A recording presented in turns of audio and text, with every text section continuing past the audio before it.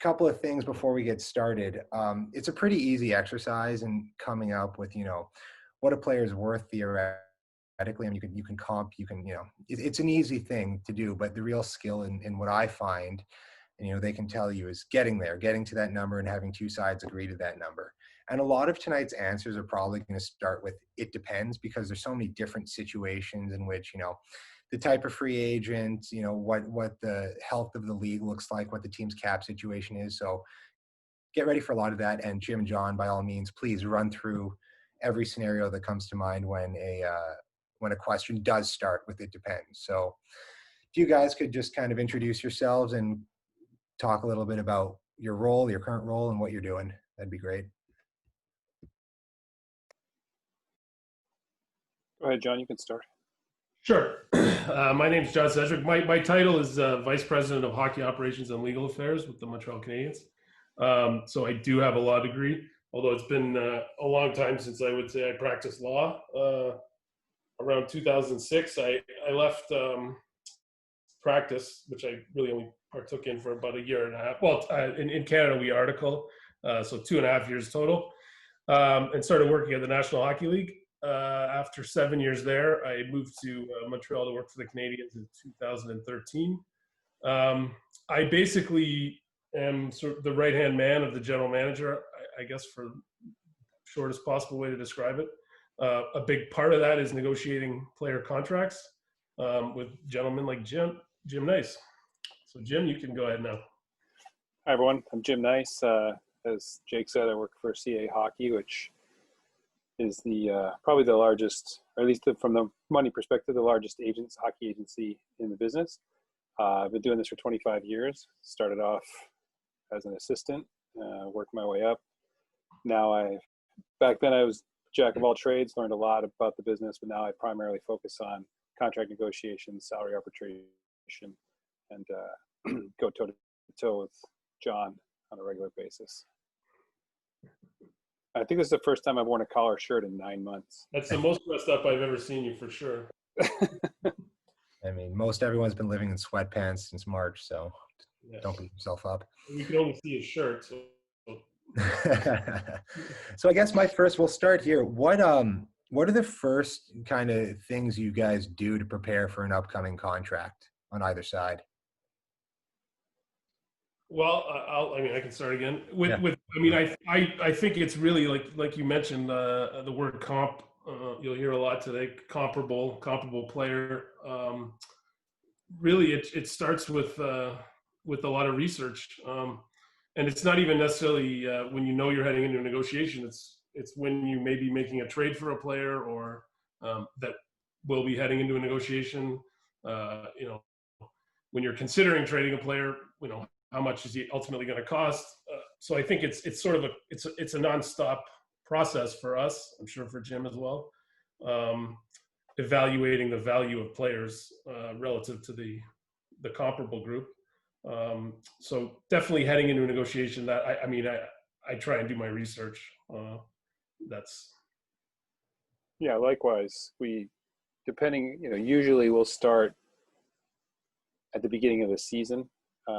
Start tracking where a player is, who his comp group is, what other players are out there that also will have contracts coming up that could potentially affect our group, especially when you're getting to talk about the arbitration group. It's the most current contracts, the most valuable for us when it comes to assessing real market value and where a player falls in the market. So we start that process, that research process, kind of tracking the player throughout the whole season, so we can make sure we're not missing anything and that we've got the most up-to-date data. So Jim, you're obviously trying to find players that fall on the high end of the spectrum. John, I would assume you're trying to find players that fall on the low end of the comp spectrum. What are your guys' favorite kind of metrics to bring to the table? I assume there's, goals, assist points, save percentage, whatever, but is there anything specific that you guys really hammer on to try to solidify your position? The traditional stats are the best, is the basis for everything. Once you get, the goals, assists, games played, ice time, the those sort of, the old school stats, you can start to delineate between a player, sort of differentiate between one player and another using what they call advanced stats. They're just different. To me, they're just different. They're not advanced. They're just something else. And that can sometimes be helpful, but, there's no standard yet as to what each stat does and what it represents. And some people like one stat and some people like other stats. And so those advanced stats don't come into play as much for us in negotiating contracts. I think John could probably speak to it. They come into more play, I think, from a team building perspective when you're trying to fill a gap and you can then recognize what players do well, maybe some market inefficiencies, so you can get a player cheap that does something better than someone else, or almost as good as someone who costs twice as much. But anyway, John can speak to that more than I can. Yeah, no, I think that's very accurate. So most of the time when someone like Jim and I are talking, it's using very basic, career average, career to platform year being the free agency year. That's the common use term for that. So you may hear that a few times in this conversation as well. But yeah, the advanced stats, they can come in, but more often than not, they're an evaluation tool that we'll use to decide whether again, like back to my previous point, if we have a player that's coming up on free agency, we know what his likely value is. We may feel he's overperforming or underperforming that. That'll come into a lot of other personnel decisions that we make, that kind of thing. Also, I think, it's not, it depends on the type of player as well. If you're talking about a defensive defenseman, you're looking probably more at time on ice per game as opposed to points, because that's not what they do. If you're looking, obviously goalie's a whole different ball of wax. Even for forwards, some players are Sidney Crosby and some are their value is elsewhere.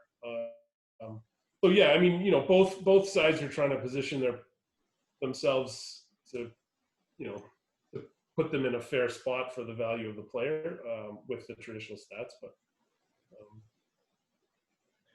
I think one of the most important things I think you can learn about negotiation, though, is or anything. If you end up a trial attorney, they'll tell you the same thing.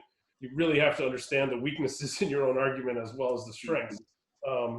Otherwise, you're going to get completely blindsided by a smart guy like Jim, who's going to all of a sudden you're on the phone. You're like, I don't have an answer to that. You really have to look critically at your own position, I think, as well. And we generally try to find a fair number. Right? We're not really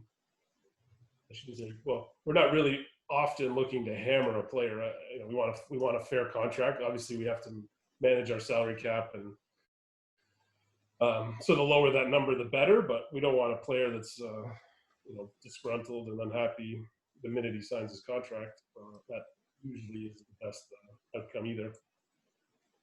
So who approaches who first? And I know you guys are particularly, you know each other well, you're comfortable with each other. But let's go through all situations of, how does that conversation get started? Here comes the first "it depends" answer. I wasn't going to say it if you didn't. Generally speaking, we prefer to take calls than make calls, right? Feels like a better position if you don't feel desperate to do a deal. But at the same time, we're responsive to what our client wants and what our client needs. And sometimes we have to position ourselves in a way that we have to come with a position of strength, but also make the first move. It's not from my perspective, it's not preferable. I'd rather have John call me about a player than me call him, because I feel like and then also the first offer, even if I call John and say, hey, let's talk about so-and-so. Why don't you make an offer, John? And he's like, why don't you make an offer? It's like, just again, you don't want to come in too high or too low, or it's a little bit of a dance. Yeah, that's sort of the first negotiation. Who makes the first offer? But I feel as a club, when you approach a player about a contract, you pretty much are in a position then when you have to be making an offer. it just doesn't sort of follow logically that I could call Jim and say, we'd like to re-sign so-and-so. What do you want? Like, I mean, I guess you could, but typically, yeah, I'm like Jim. I would rather he was calling me asking. It'll depend. It'll depend on how badly you want to keep the player. Like we've talked a lot about restricted free agents. I mean, there's restricted free agents with arbitration rights or whose rights we retain. There's sort of I would say maybe less urgency because there's a finality to the process. At some point, there's going to be a decision by an arbitrator or so the offer. We have to send out a qualifying offer to retain their rights. So that's just the minimum number that we have to offer them under the CBA to retain those rights. And then it's sort of I find those scenarios wide open. Who makes the first offer? But if it's an unrestricted free agent, a player of stature in our organization, and we're approaching them about a contract extension, I sort of think it puts a lot of pressure on. It's incumbent on us to make an offer, and it puts a lot of pressure on us to make an offer. But I'm like Jim. I'd rather he was chasing me. And how often do you guys see, the number that's first thrown out, you're like, yeah, it's pretty accurate, or like how much actual give and take is there in a lot of these, like something like Tyler Toffoli, which is, I feel like those, I mean, please correct me if I'm wrong, those mid-range guys, there's much more give and take than either the bottom of the barrel players who are going to sign for league minimum, or the superstars who are basically given a blank check. So like how much give and take are there in these kind of mid-range, mid-tier players? Well, particularly this year, it was quite a strange offseason, obviously with a flat salary cap in our league, likely this year, and I mean, in all likelihood, the year after as well. And not too many teams had been preparing for that until March, when everyone knows what happened. So we were one of the teams in a position that have some cap space to spend it. So I think sort of on our end, we knew the market for this particular player would be a little smaller and than a normal off season. But I would say there's, in this case, a lot of that we knew right away with that player there was a fit. We felt there was a fit from their end as well. For us, it just, he was sort of the final piece in my salary cap puzzle, and his contract basically sort of, it had to fit into a certain slot for me. Otherwise, it was going to put us into a really difficult situation next season to field a competitive roster and give us some flexibility. So I would say there wasn't a ton of back and forth. I mean, it was mostly they were aware of our situation, and we were, trying to find the space. But yeah, I think you're right, Jake, that the mid-range player, there's probably more give and take, and in an unrestricted free agent case like Toffoli, there's less of it, just because we're working the market. We have certain criteria that the player wants. Sometimes it's, if you look at Taylor Hall, he took a 1-year deal. Tyler wanted security. Toffoli wanted security, so he wanted a little bit longer deal. And so you have to work all those different angles to determine what the best number is. And then obviously, once you find a place like Montreal where there's a mutual goal to get a deal done, then you just work with John to figure out like how much money they have in the salary cap and how we can fit that in to satisfy both parties. But in an arbitration or in a case of a player who's a restricted free agent, there can be a lot of give and take, a big range of. Sometimes there was a time when we did Jonathan Toews and Patrick Kane's deal, that was like 2 conversations and it was done. But then we did Anze Kopitar, who's in the same category as those 2 players, and that took 4 months.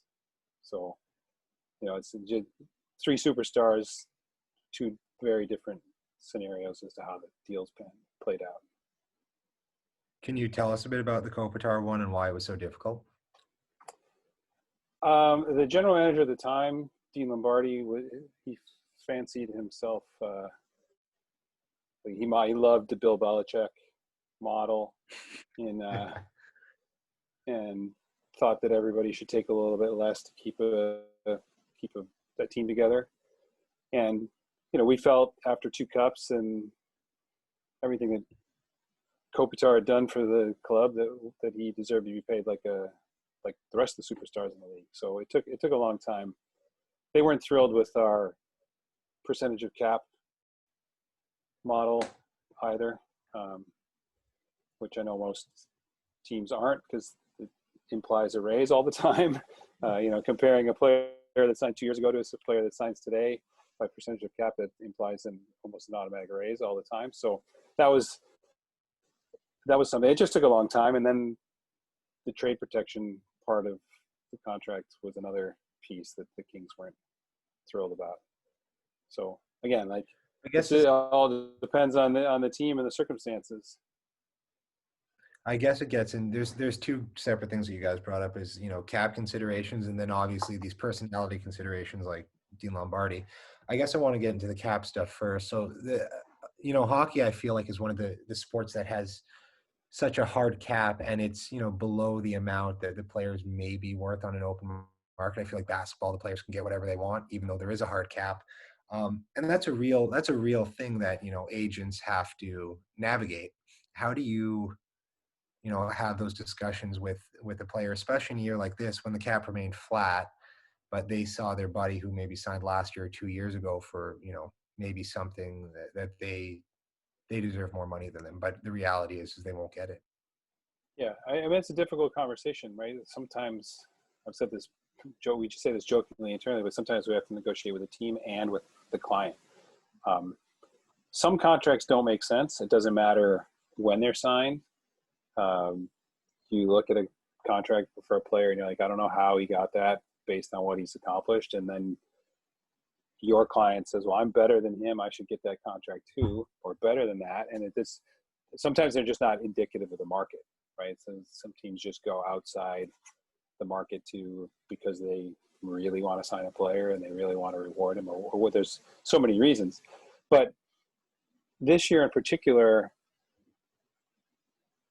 it was hard because players do expect to be paid. We're all in a situation, the whole world's in a situation where everyone has to make do with less.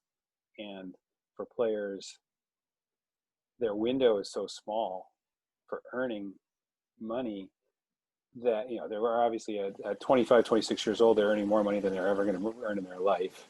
When they're when they're retired in 10 years, they'll get a job making 50 or 60 grand as a scout or on TV, and so it changes everything, right? So they have a small window, but at the same time, we're all dealing with the once in a century economic situation, and it took some work to get some guys to understand that that's where we are today.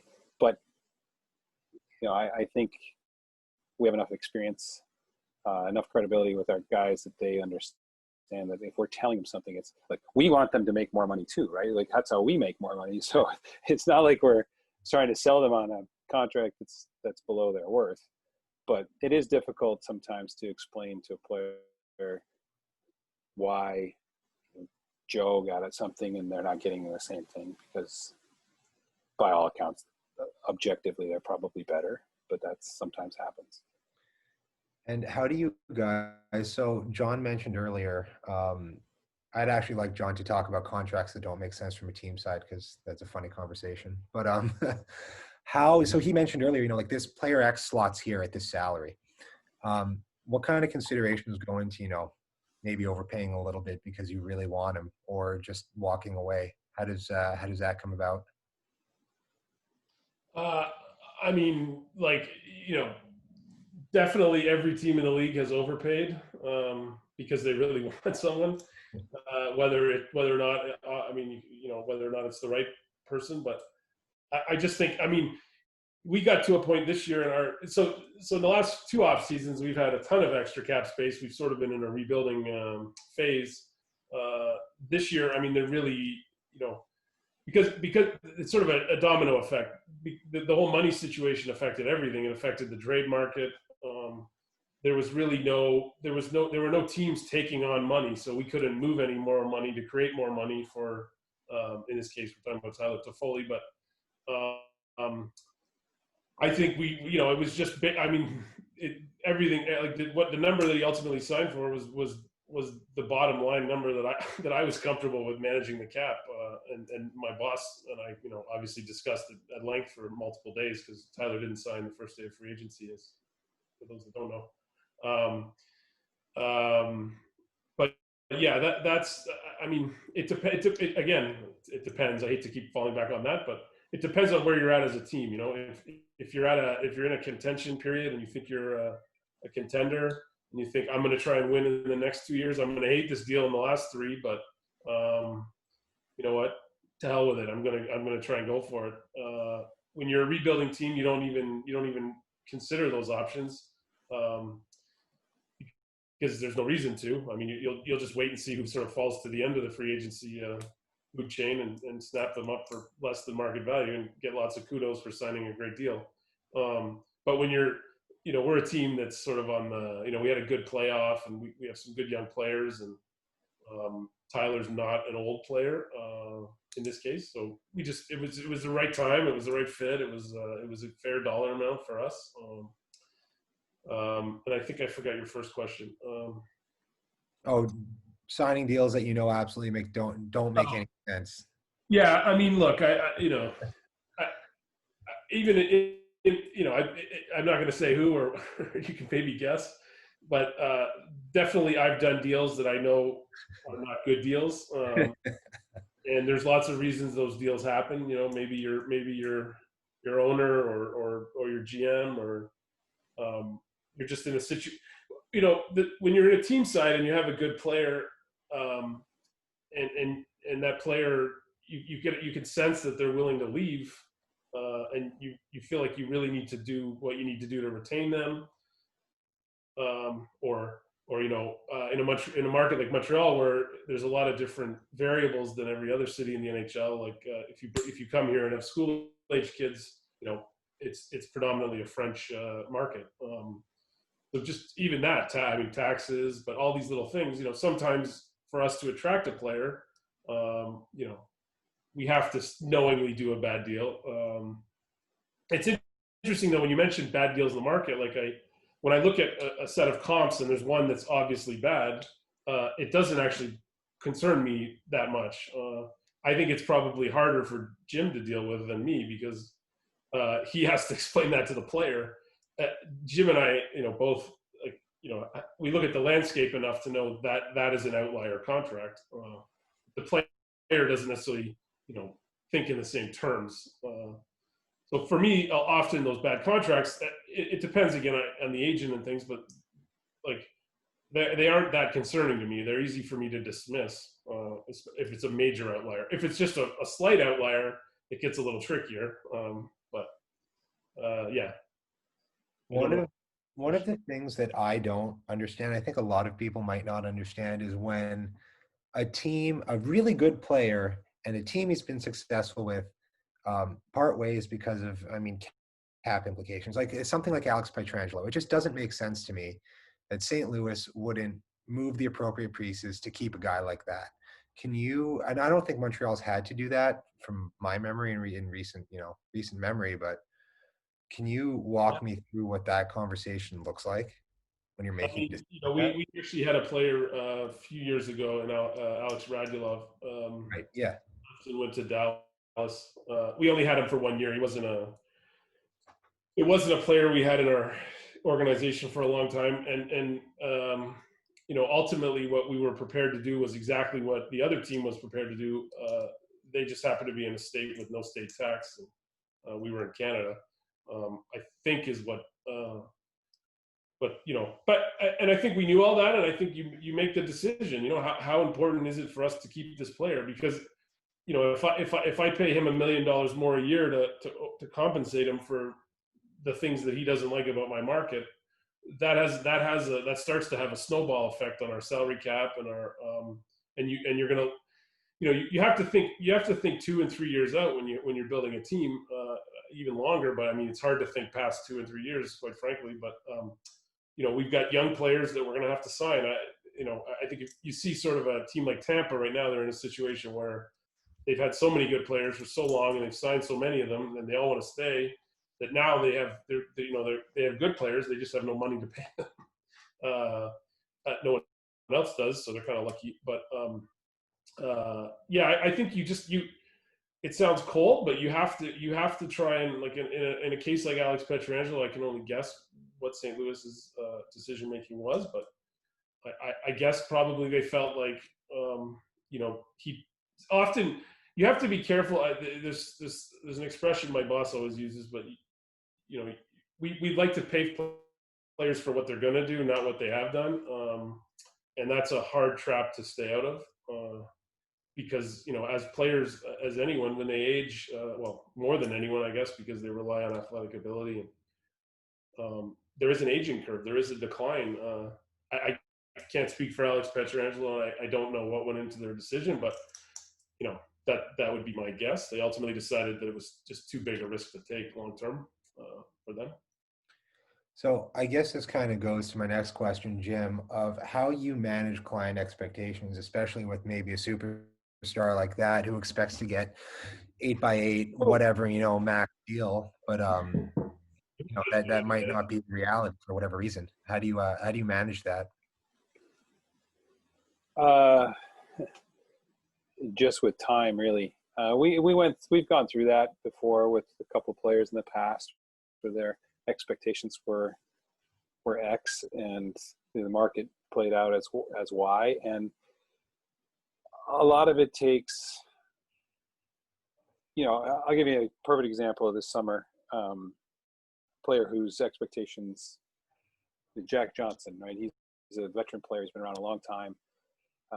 He got bought out by Pittsburgh, which was a bit of a shock for him. And then we went to the market, and we didn't really know what the market was going to look like. He ended up getting, a little over $1 million to play for the New York Rangers, which, by all accounts, is probably low for a player like Jack. And Jack's response ultimately was, there are worse things in the world than to play for the New York Rangers for $1 million. Now, he's unique, right? He's gone through a lot. His parents basically stole $40 million from him, and he filed for bankruptcy. And his view on life is a lot different than a lot of players. The other side of that is working on players. Like, ultimately, players will come around to what the market is for them, but it takes time.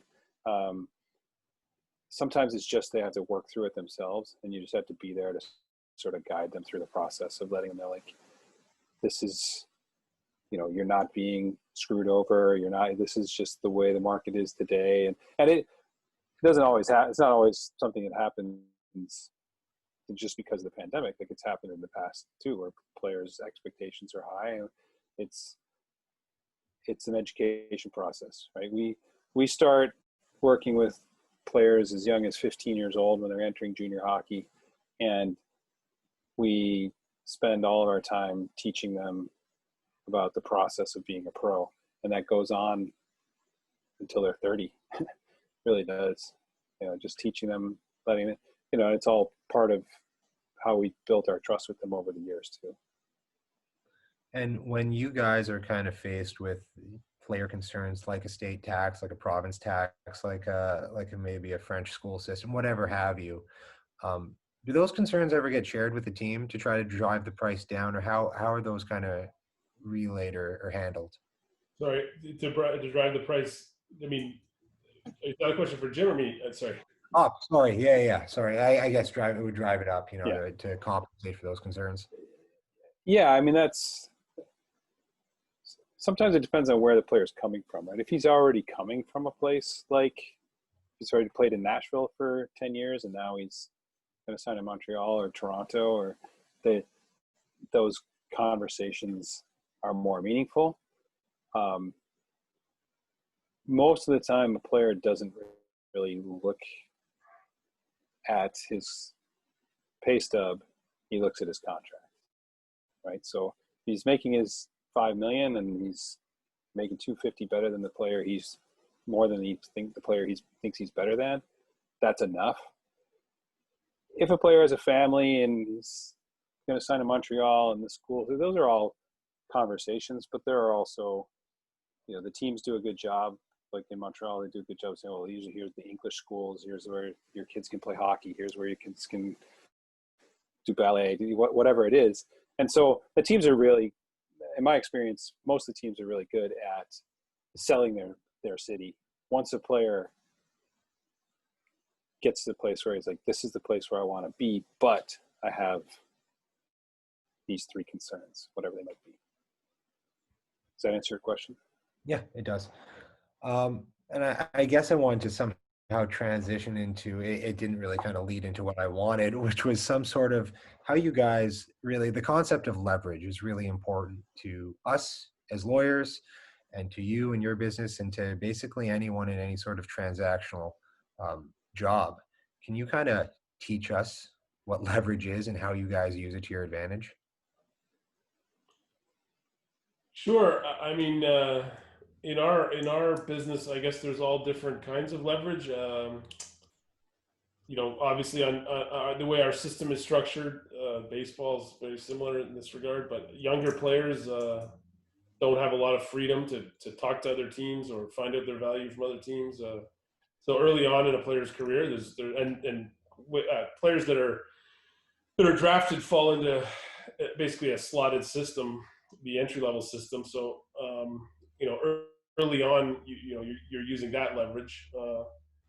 I think later on, often it's you use the leverage of security and comfort. I think we would players that are comfortable in your market. They're like any human being. They don't necessarily want to pick up and move to a new city with their wife and 3 kids, or so I guess you can play on that a bit. But you get a sense pretty early if I find anyway, if a player doesn't want to be in your market and they're asking for a ridiculous number, you just have to walk away. I think I told Jake when we were talking one time, when I started practicing, I really wanted to get into entertainment law, mostly because I wanted to work in sports ultimately. But we had an entertainment lawyer at my firm, and I would ask him, can I work on entertainment files? And so he started steering every pro bono entertainment file that he received to me. And I got a recording deal for some, unknown act. I got it from the studio. I marked the whole thing up, spent hours on it, changed all the language, this, that, sent it to the lawyer on the other side, and the guy just flipped it around and sent me back the original copy, the original version. And I went into the partner. I said, well, what do I do? He said, well, you just learned your lesson about leverage. If you're not ready to walk away from the table, then don't even try and start negotiating. So ultimately, this act just signed the contract that was sent initially because they didn't have another option. So, I guess that would be my spiel on leverage. But Jim, over to you. Yeah, I mean, every player has different situational leverage, I guess is the right term. If you're a very important player on a team that's in a market like Montreal or Toronto, where winning is the ultimate importance, and the press is very active, and the fans are very active and knowledgeable. A good player like William Nylander in Toronto, he used his leverage to get the exact, he sat out and waited till the final deadline and signed the deal that they could have signed in July, right? He used his leverage, which was, I'm a good player on an up and coming team and you need me. And ultimately Toronto caved into that leverage. Not every player, the better you are, the more leverage you have. The worse you are, the less you have. And but I think for us, the leverage is a lot of times it's pressure points too. If you're an arbitration eligible player, the 72 hours before, the week leading up to your hearing, and 72 hours before, a day before you're going to exchange your briefs with the other side, those become pressure points for both sides to get a deal done. And if you have a really strong case, that's the time where you can really push to get another $150,000 per year. And if you don't have a strong case, you probably haven't filed for arbitration. So then you're using you have less leverage. So it's all like there's various pressure points depending on the timing. Like right now, nothing's happening. There's no deals. Arbitration's over. We don't know when the season's going to start. There's a bunch of guys out there that don't have contracts, but there's no motivation for anybody to sign anybody. And that includes top players like Matthew Barzal or Pierre-Luc Dubois in Columbus, and some of those cases, because we are going to have likely a shortened season with no fans and much lower revenues for the owners. If you're in a market like Columbus where there's not a lot of pressure, you might just say, you know what, I don't care. I'm not going to. The owner might say, I don't want to pay this kid $6 million this year, or whatever the number is. And so the player that would ordinarily have leverage might not have as much depending this summer or this fall, whatever, winter. I still call it the summer, even though we're in the winter now or almost. The leverage is different than it would ordinarily be if we were starting the season on time and it was just a regular normal year and a team that wanted to win. And some teams might not care about winning this year. Have you ever seen anyone overplay their hand, team or agent, and kind of screw their client or team when they did have all the power? I used the Nylander example. I think Toronto missed on that. I mean, the player did it perfectly, I guess, but because he got what he wanted, got the number he wanted. But I think that Toronto, they ended up with a player who wasn't that good the first year of that contract because he had missed the first 2 seasons and he wasn't that effective. And so they gave him the money he wanted. So I think that Toronto kind of screwed that one up. Yeah. I mean, for me, I've seen players walk away from longer term offers because of a fear of selling too much upside, or when ultimately, when I look back, they would have been smart to take those offers. I don't know. I think there's always a fear when you're a club, you're giving too much term and too much money. There's always a fear, I'm sure, on the other side that you're selling too much upside. But I have seen it obviously cut both ways. We've had some terrific long-term deals that have worked out really well for us, and vice versa. But I think it happens all the time. Yeah, I think for a player, it's good to be underpaid at the end of a short-term deal. Mm-hmm. It's terrible to be underpaid in the middle of a long-term deal. But to your question, Jake, about leverage too, like I think sometimes leverage isn't, it may be just a perceived thing. Maybe your general manager just absolutely loves a player, and is going to go to the wall to pay them more than he should, but for whatever reason, or the opposite is true. For me, often my job is easier when I'm dealing with a player that I know my general manager doesn't love. Because it quite frankly, it gives me more leverage talking to guys like Jim. I just don't have to tiptoe around as much. I don't have to go to the top of the market. I don't have the same concerns about losing that player. So the leverage, you may not be as the general public, you may not be aware of all the different leverage that exists. Like it's a very delicate balance from our end. Jim, when do you and like you were talking about walking away from longer term deals because a player wants to bet on himself? What do those conversations look like, and how do you decide to maybe take a 3-year deal over the 6-year deal?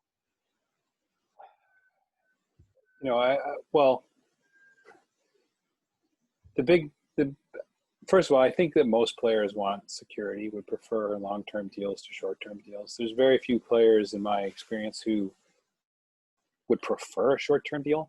So then it becomes a question of what their perceived value of themselves are, right?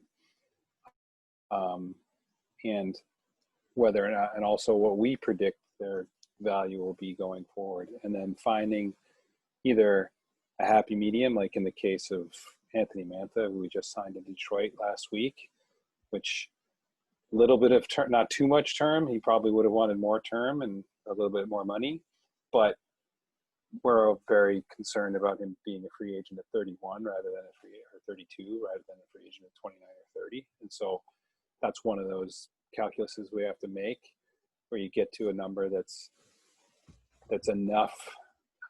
So he didn't fully bet on himself, but he also didn't sell the whole farm just to get a long-term deal either, right? Sort of kind of balance, a little bit of balance in between. Some players are very confident in themselves and have no issues signing short-term deals. Sometimes it's just because they're not getting, we're not getting value, right? We're not getting the right value for a player. But like I said, most of the time, I think players would prefer the security because there's so many things that are unknown, injuries. No player expects their performance to go down, but we know that happens too. And so it's a balancing act of how much premium are you getting for extra years against, like I said, the player, if it's a shorter term deal and the player is underpaid for a season or two, it's okay. But if he's in the middle, if he's in the middle of a 6-year deal, he's in year two of a 6-year deal and he's already underpaid, you're going to have an unhappy player on your hands. All right. What I guess let's go back to arbitration. I know that you said you haven't had one since Johnny Burns years ago, but John, you've done one recently with PK Subban. That kind of, I guess it's a real deadline. It's not a self-imposed deadline, but we have a student, Justin Mendoza from actually Queen's Law, who wants to know how does that play into negotiations. And when you were talking about briefs earlier, is it more of a, this has to get done now before this contentious thing starts, or it's kind of is it a safety blanket to say, hey, if we don't get a deal hammered out, we can always just get it done via arbitration? It depends. I think that arbitration can be helpful in the sense that there's going to be a resolution, so it's sort of motivating for both sides, I believe. But in that particular instance, I think we knew all along that a long-term goal was the objective. There were lots of long-term. We were really not talking about anything short-term in any of our conversations leading up to and during the arbitration, but a bit like Jim's example of William Nylander. So for those that don't know, that case actually went to a hearing, and then we settled between the hearing and before the decision, which once the decision is rendered, there's no settling. Now they've actually changed the rules, so once the arbitration hearing begins, there's no settling. So that scenario won't happen again like the one I lived. So it's sort of honestly the without getting into too much specific, but what we ultimately settled on was pretty close to where the whole thing was walking into the hearing, during the hearing. It just took that, I guess, that finality of a decision coming to really push it over the line. So yeah, it's a leverage point. It's like anything. It's like at 8 p.m. the night before an exam, that's when you realize you better start studying, right? You're all students. Like it's that when you really know that this is the cliff we're about to go off. But again, in that case, we went to great lengths to make sure our briefs and our arguments were very. I don't want to say. I guess I'll use the word gentle. We were comparing them to very good players, and there wasn't really much in there in our sort of argument that would have offended a player, at least in my mind. But that was definitely part of the strategy, because knowing that a longer term partnership was likely.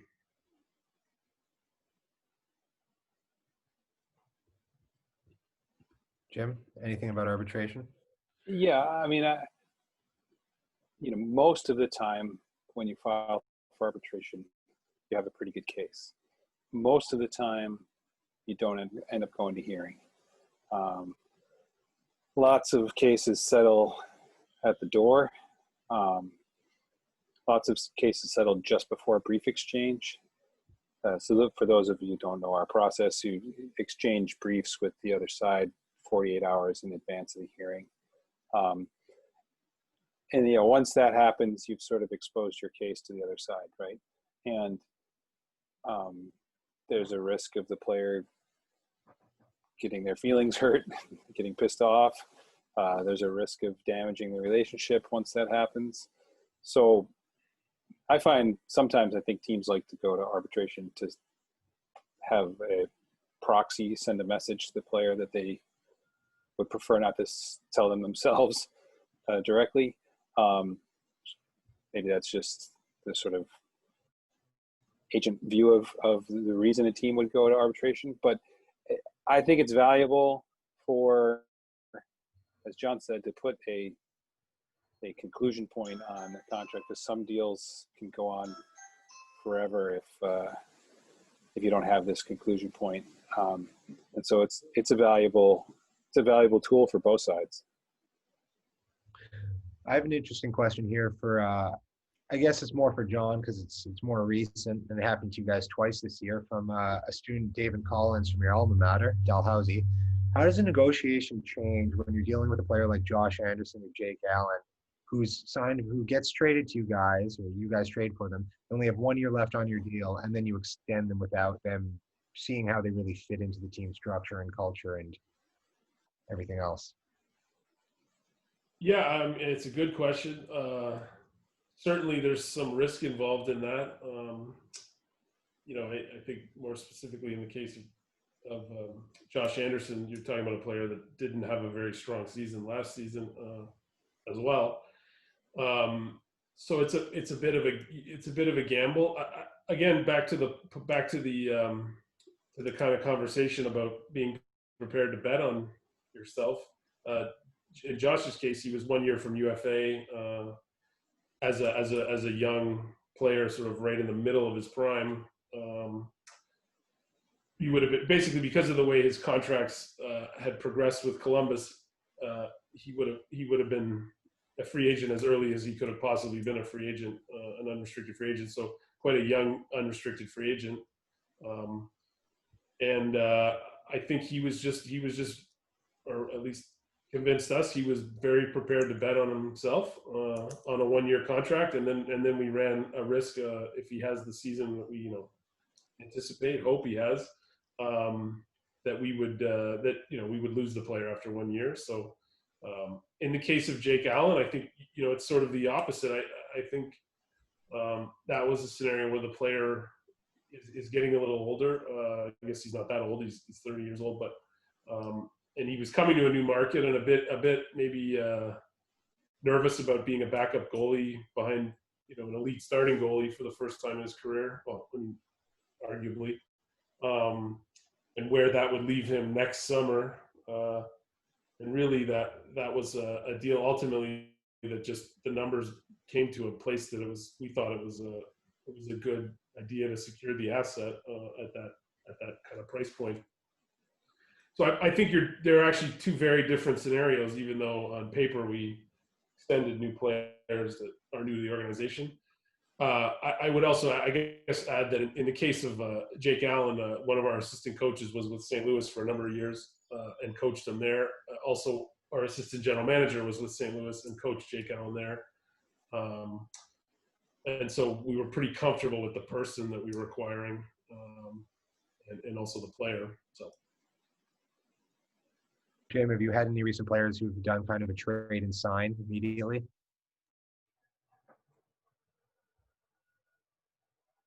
I don't think we have actually had anyone that recent that's done that. But Max Domi? Pardon me? Max Domi? Yeah. Former client. We don't have to talk. um, yeah, I mean, well, we did Max Domi with you a couple years ago. Think Shaw a few. That was what I was referring to. Sorry. Andrew Shaw a few years ago as well. I think a lot of times those conversations happen beforehand, right? Like, if we trade for this player, this is the deal we want to do. So we have these conversations ahead of time. So there's not a lot of surprises necessarily for the team or the player when it comes to acquiring a player who has either arbitration rights or is going to be a free agent in a year. Like in the case of Anderson, like, you have these conversations and you know what to expect as you're acquiring the player, and the player knows what to expect as he's getting to the market. As I said, it plays into the fact that most players want that security. I guess you bringing up Max Domi brings me to, we only have 5 minutes here to my last point of dealing with personalities, and how do you guys navigate? I mean, you've both been in the league a long time. How have you guys kind of grown and adjusted yourselves to be able to deal with all these personalities, as maybe parents, like Max Domi, or like William Nylander, or a guy like Lou Lamoriello, or like you mentioned, Dean Lombardi. How has that kind of process evolved for both of you? Well, Jimmy has a bigger pool of personalities. I deal mostly with the pool of agents. So obviously I deal with players as well, but usually through the intermediary of an agent. So that's a better one for him. Yeah, I mean, we have the player who's one personality. We have the player's parents or the player's wife or both. And then, of course, the general managers are all very different. Like I said at the beginning of this, I've been doing this for 25 years, so I know most everybody. I know each GM's quirks. The hardest thing for us now really is just the players. Players are, I hate to be one of those old guys who talks about the generation of how everyone's different, but there is a definite difference in the way a player is, even between, say, a player is 27 or 28 and a player is 21 or 22. There's a difference in what their expectations are for, it's not really entitlement, but there is a level of expectation that they have that's maybe different than we traditionally be used to dealing with. So we're lucky. We have a lot of great players and great families, but it is, you get to kind of understand what's important to each person. And sometimes what's important to a kid's dad is not what's important to the player, and then you have to sort of manage both of those, really just kind of without getting between the two, helping the father understand that this is what his son wants. Then dealing with the GM personalities is not that hard, because once you know them, like you mentioned Lou Lamoriello, the godfather of NHL GMs. But Lou's super straightforward. Like, Lou's easy to deal with because you always know where he stands. You're not going to get, if he tells you something, you're not going to hear something different from him a week later. And so it becomes easy to deal with someone like that. It's just for me, I do sometimes areas where I find difficulty is dealing with someone who's not as experienced and often a young lawyer who wants to sort of prove his salt, and sometimes that can be frustrating. But it's also to my advantage if I'm dealing with someone who's inexperienced. So try to use it if I can. How my last thing is, if some of us are lucky enough to work for agencies after we graduate, what's the best way to go about starting to form the relationships within the league that you need to be successful with guys like John, with guys like you in the front office? As someone else, I mean, it's obviously a lot easier when you're kind of inside the. This is almost a whole other Zoom call, but Yeah, I mean, I just think, you know, I have a lot of people reach out to me. I try to take the time to respond, you know, have a phone call, try and tell my story. I mean, I think it's, you know, my story is like the story of a lot of people like me in the league. It's sort of right place, right time. And once you're, you know, kind of once you're in, it's quite it's quite a bubble. I mean, you know, I talk to my counterparts with other teams daily. I talk to agents daily, even when we're not negotiating. You know, that's just sort of the way the business operates. But yeah, you know, I just, if it's really what you want to do, keep focusing on trying to develop skills that'll help you when you get there. But the networking is obviously also critical. I mean, but I tell, particularly in hockey, I mean, you know, go work for your college hockey team. Like, just ask the coach, what can I do? I don't need any money. I just, you know, that coach may be an NHL coach one day and bring you with them. Like, and piece of advice my mom always gave me is when you do get a job, even if it's the most low level job in the organization, you know, treat it like it's I was going to say like you're the president of the United States, but treat it like it's the most important thing in the world, you know, and don't take anything for granted, and people will notice. Thank you. I appreciate that. I guess we're up to 4:00, guys. Thank you so much for doing this. This was awesome. Yeah, my pleasure. Thanks for having us. If you want to stick around and listen to some NFL agents, by all means, please do. But we really appreciate this. Thank you, guys. Enough agents for one day for me. All right. Take care, guys. Thanks, guys.